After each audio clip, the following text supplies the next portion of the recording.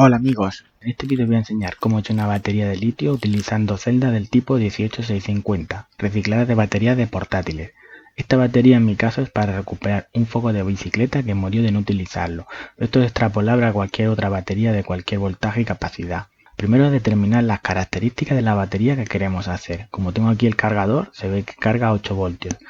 La batería 18650 funciona con una carga máxima de 4,2 voltios. Para tener los 8 voltios solamente necesitamos poner dos baterías en serie. En paralelo podemos añadir las que queramos. Así aumentaremos la capacidad de la batería. Como la original tenía una bolsa en la que entran 4, voy a poner 2 en serie y 2 en paralelo. Aquí hago el inciso de que cuando desmonté la batería original solamente tenía 2 celdas en serie, las otras 2 eran falsas, eran unos tubos. Pues como ya sé que necesito 4 celdas, lo siguiente es conseguirlas. Yo las saqué de baterías de portátiles. La idea es esta, conseguirlas usadas para reciclarlas, pero ya veréis que al final hago trampa. Hay que romper la carcasa de plástico y sacarlas sin romperlas ni abollarlas. Nos las encontramos así, en un pack, unidas entre ellas con cinta y con cables a su BMS. Hay que separarlas. Yo me ayudo de unos pequeños alicates para agarrar los cables y las cintas y arrancarlos haciendo palanca. Cuidado, porque es normal que se queden esquirlas metálicas que cortan mucho. Es conveniente limarlas, así también harán mejor contacto y se prepararán para soldarlas. Yo lo hago con una Dremel, pero también se puede hacer con una lija de metal fina. Cuando están libres de esquirlas tenemos que medir la capacidad de la batería y descartarlas que se calienten mucho, no carguen, se descarguen solas o tengan abolladuras. Tienen un voltaje menor a 2,5 también se puede recuperar, pero las primeras hay que descartarlas. Para determinar su capacidad necesitamos un cargador especial que nos dé la capacidad. Este paso es muy importante si se van a utilizar baterías usadas. Estos cargadores como el que tengo yo no son baratos, pero puedes poner 4 pilas a la vez, que está muy bien porque tarda varias horas y nos da una cifra de la capacidad, o sea, de la energía que almacena. Hay aparatos más baratos, pero lo hacen de una en una. Y apunto cada una de las capacidades en su batería para identificarlas luego. Ahora lo que toca es ver cómo colocar las celdas.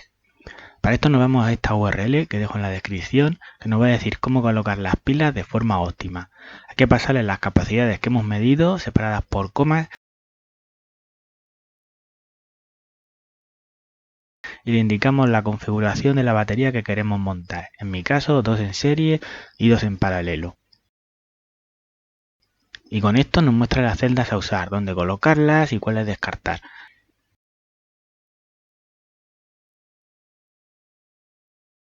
También da información de la batería como los amperios hora y los vatios hora. Incluso marcar si tuviéramos muchas las que ya hemos colocado. Lo siguiente es conectarlas como nos ha dicho la URL. Es recomendable utilizar cinta de níquel, es más cómodo y más rápido. Yo utilizo mi soldador de punto que me hice con un transformador de microondas. Se colocan los dos pares de celdas enfrentados y se sueldan entre sí con la cinta de níquel. Hay que unir el negativo de 2, el positivo de 2 y el negativo con el positivo del otro pack. La batería está prácticamente acabada, solo falta ponerle un BMS. Esto es muy importante porque el BMS se encarga de controlar la carga, la descarga, la sobrecarga o la sobredescarga. Los BMS hay de dos tipos, realzados y balanceados. El balanceado, así a grosso modo, controla la carga de las distintas celdas para que se carguen todas al mismo voltaje. El realzado no hace esto, por lo que podría dejar de cargar o descargar la batería si una celda lo hiciera más rápido que la otra. Pero utilizar uno realzado con un balanceador externo es más eficiente, o eso dicen. Como la batería no es muy grande, no necesito mucha eficiencia y además tengo una funda donde meterla, me decidí a utilizar uno balanceado. El BMS depende del número de celdas a poner en serie y el amperaje de salida. Tiene unas salidas indicadas con un voltaje para controlar las celdas y unas entradas para carga y para descarga o carga-descarga común.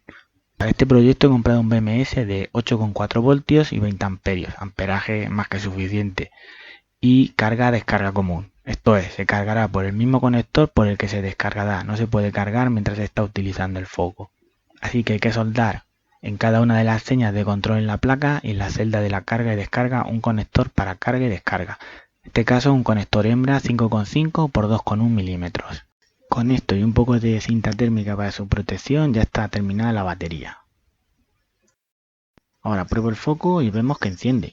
Todo parece que está en orden, pero aquí viene la trampa que os he dicho antes. Algunas celdas están en mal estado, tienen muy poca capacidad o qué sé yo. No me dura nada, apenas unos minutos, así que he hecho todo el proceso con baterías nuevas. Me dio mucho coraje que no funcionara. Bueno, funciona, pero no es funcional. Por eso repetí entero el proceso. Como la idea es recuperar el foco de la bicicleta y solamente utiliza 4 pilas, es factible comprarla. Si fuéramos a utilizar más, resultaría muy caro. Lo mejor sería reciclarla. Está bien que midamos la capacidad de las pilas nuevas y utilicemos la URL para colocarlas y hacemos el mismo proceso, pero tampoco sería necesario porque si son nuevas su capacidad será muy parecida. No aproveché los componentes desmontándolo todo, sino que los volví a comprar. Esta vez lo que sí que hice fue poner un poco de cola caliente entre las pilas para que hicieran de tope y el BMS le puse 2 cables para que aguantase un poco más de amperaje. Cuando comprobé que funcionaba la metí en un tubo termorretráctil.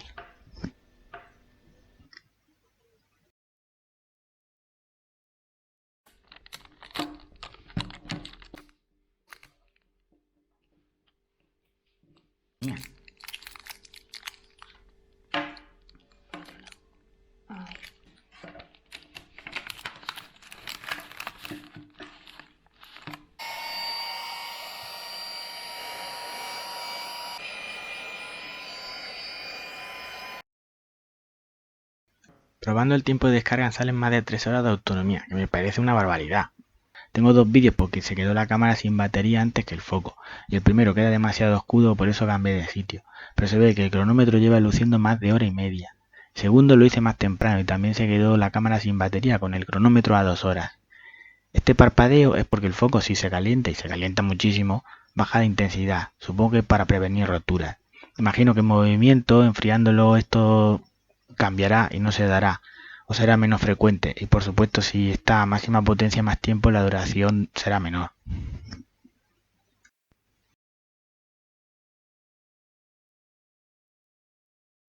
Y con esto ya está, es solo meterlo en la funda de nylon que traía la original, que ya se ve que entra un poco justo y listo. Aquí tenéis el resultado.